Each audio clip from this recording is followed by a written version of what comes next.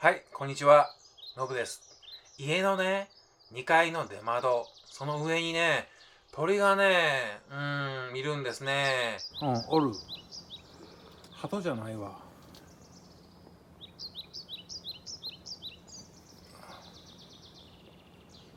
どうする？別に汚してへんからそのまましとく。